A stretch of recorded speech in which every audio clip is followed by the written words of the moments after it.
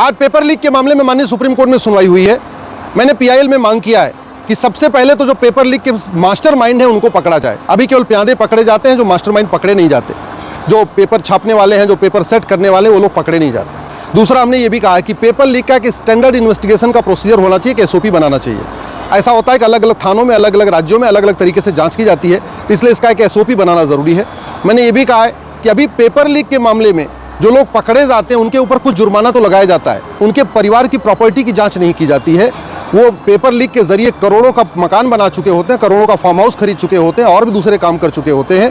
तो जो लोग पेपर लीक करने में पकड़े जा रहे हैं, उनके पूरे परिवार की, उनके रिश्तेदारों की पिछले 10 वर्ष की प्रॉपर्टी को चेक किया जाए और उनके खिलाफ भी कालाधन, बेनामी संपत्ति, ऐसी संपत्ति का केस दर्ज किया जाए।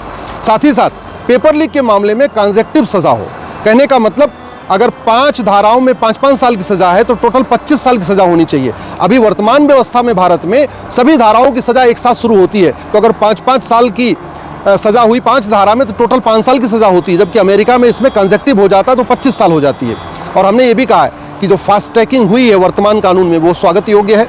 जो नया कानून आया है बिल्कुल स्वागत योग्य है, लेकिन अभी भी इसमें 100% प्रॉपर्टी जब्त करने और ऐसे लोगों को आजीवन कारावास देने का कोई प्रावधान नहीं है। तो इसलिए इसमें लॉ कमीशन को भी विचार करना चाहिए।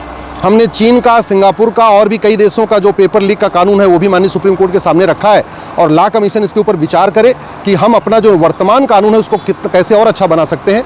माननीय सुप्रीम कोर्ट ने सारी बात सुनने के बाद केंद्र सरकार और राज्य सरकार को नोटिस जारी किया है। 4 सप्ताह के अंदर जवाब मांगा है। 25 सितंबर को इसके ऊपर फिर सुनवाई होगी।